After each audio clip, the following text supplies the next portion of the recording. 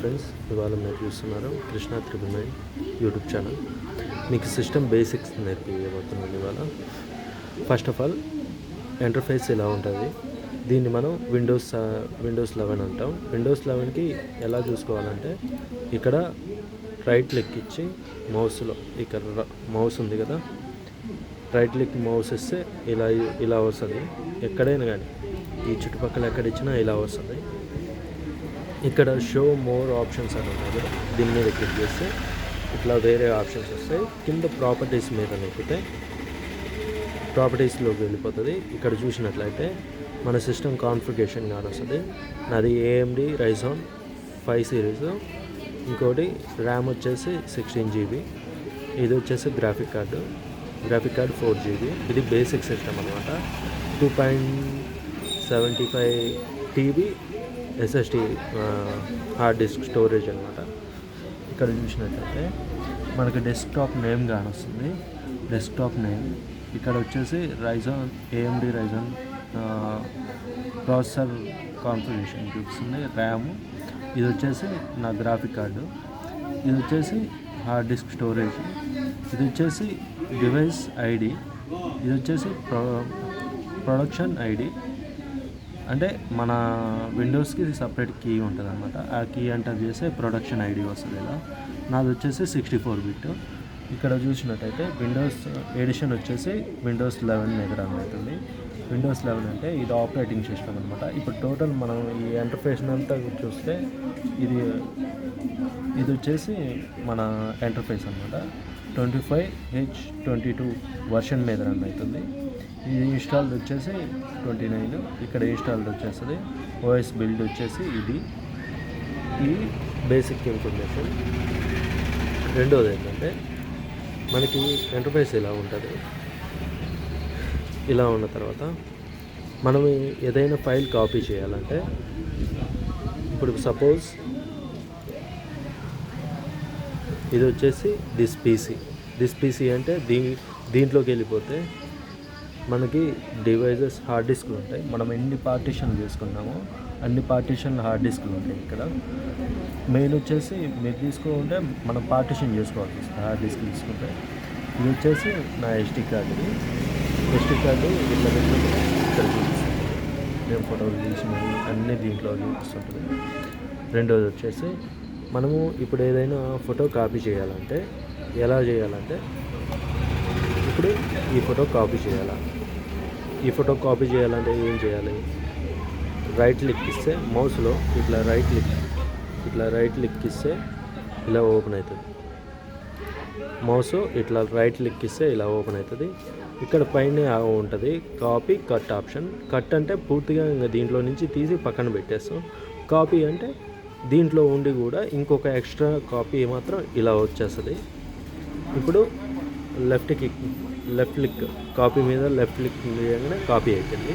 ఇప్పుడు మళ్ళీ అదే పార్టీషన్ ఇప్పుడు ఏదైనా స్టోరేజ్లో సేవ్ చేయాలంటే ఇప్పుడు నేను ఈ దీంట్లో ఉన్న ఫోటో దీంట్లోకి మారవాలనుకుంటున్నాను.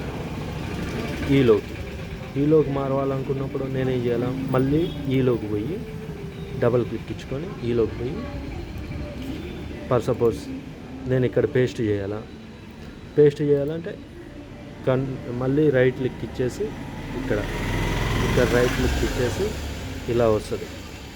ఇక్కడ పేస్ట్ కాపీ అయింది చూసారా?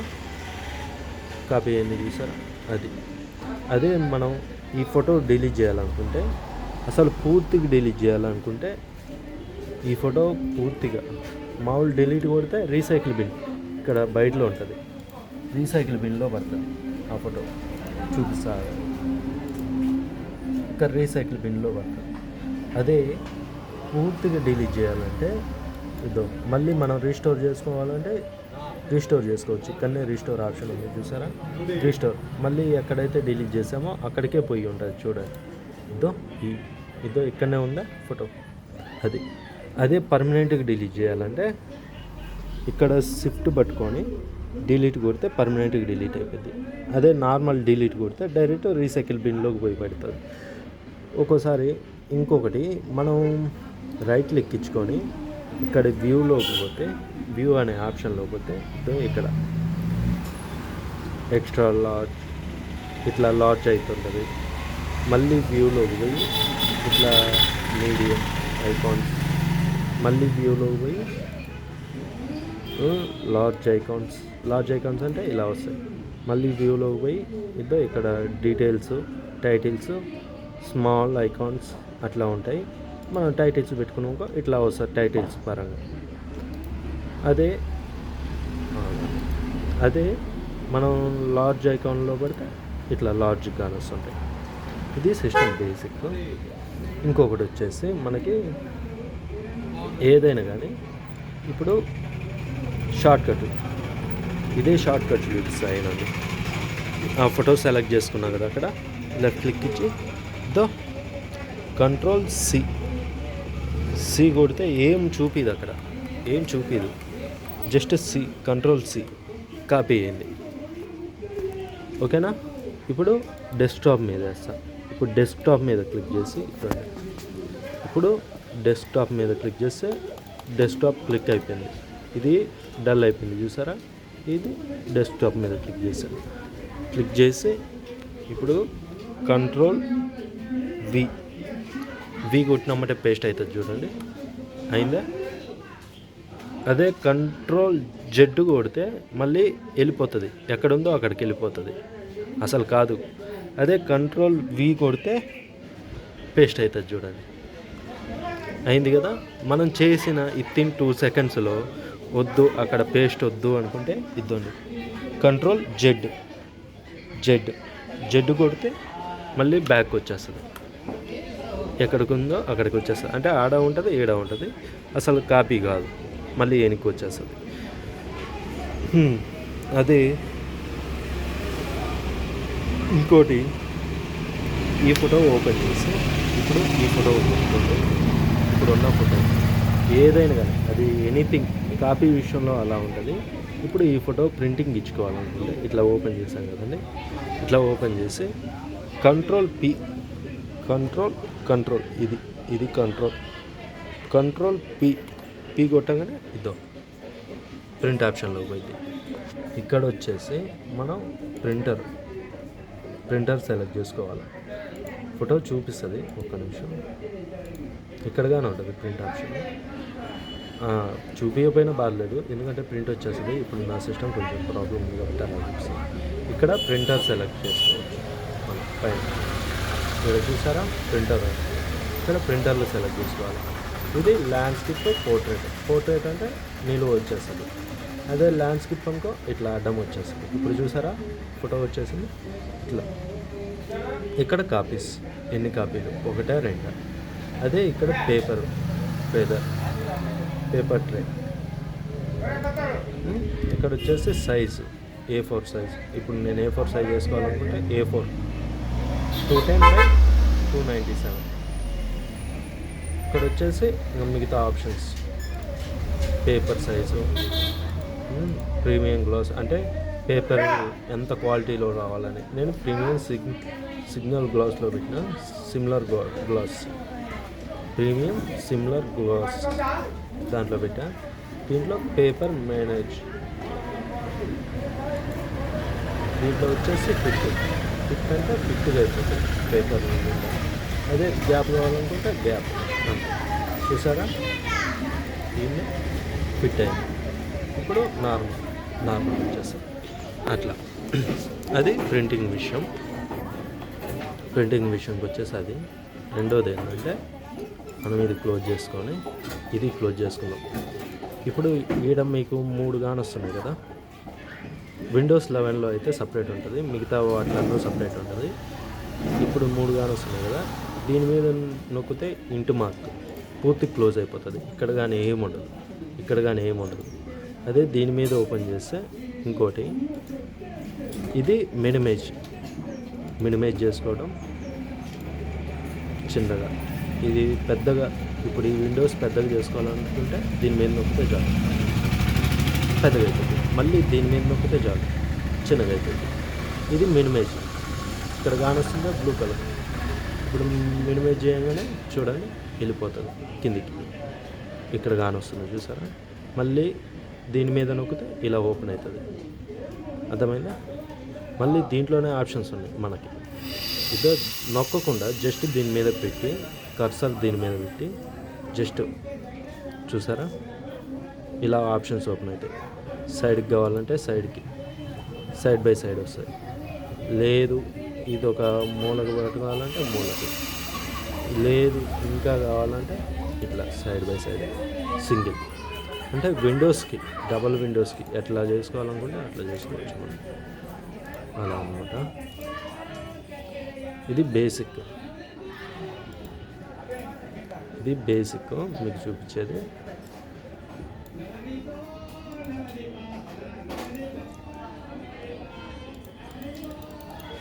సిస్టమ్ బేసిక్స్ వరకే చూపిస్తున్నాను, మిగతా ఏది చూపించదలుచుకోలేదు. ఇంకోటి ఇట్లా, ఇది వచ్చేసి సెంట్రల్ విండోస్ ప్యానల్.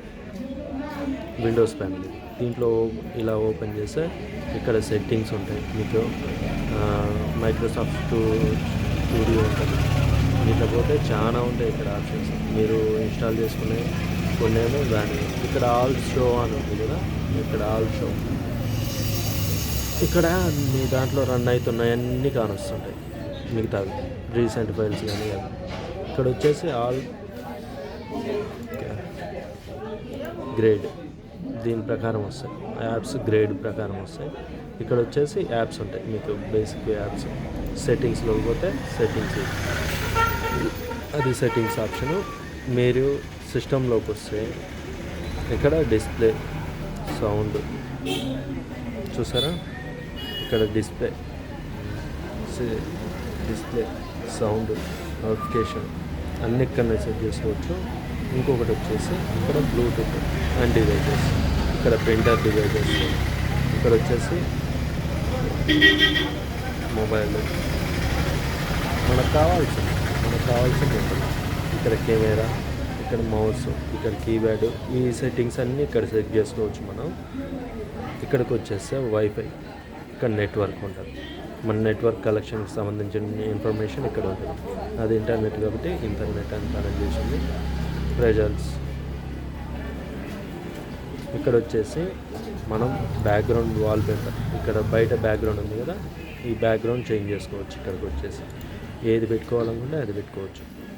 రెండోది ఏంటంటే ఇందాకలా వాల్పేపర్ ఓపెన్ చేసాను కదా, జస్ట్ ఏదైనా ఫోటో, ఈ ఫోటో, ఇదే వాల్పేపర్ సెట్ చేసుకోవాలనుకున్నా సెట్ చేసుకోవచ్చు. రైట్ క్లిక్ ఇచ్చేసి ఇదో సెట్ వాల్పేపర్, ఇక్కడ బ్యాక్గ్రౌండ్ అంటే బ్యాక్గ్రౌండ్ కావాలంటే బ్యాక్గ్రౌండ్, లేదా లాక్ స్క్రీన్ కావాలంటే లాక్ స్క్రీన్కి పెట్టుకోవచ్చు.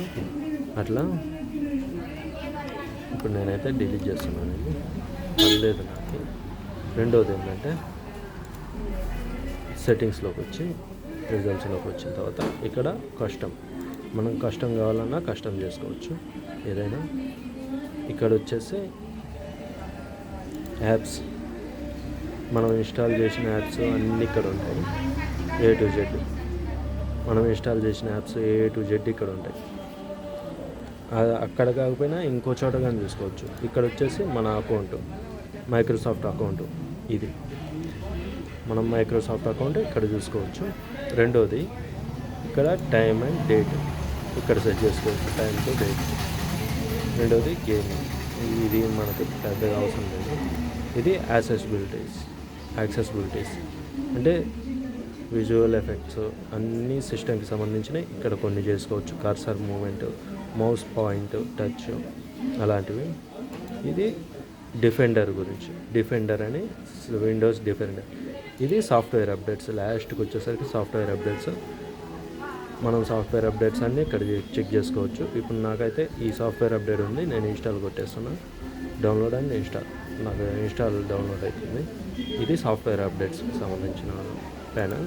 రెండోది ఏంటంటే మనము ఇదొక్కటే కాకుండా ఇంకా ఎక్కడైనా చూసుకోవాలనుకుంటే మిగతా ఇన్ఫర్మేషన్ కంట్రోల్ ప్యానల్, CO అని కొట్టగానే ఏడు కానొస్తుంది.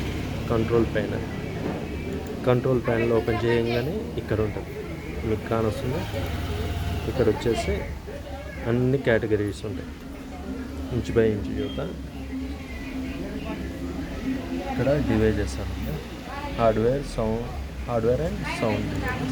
దీంట్లోకి పోతే మళ్ళీ డ్రైవర్స్ అండ్ ప్రింటర్స్ ఇక్కడ ఉంది.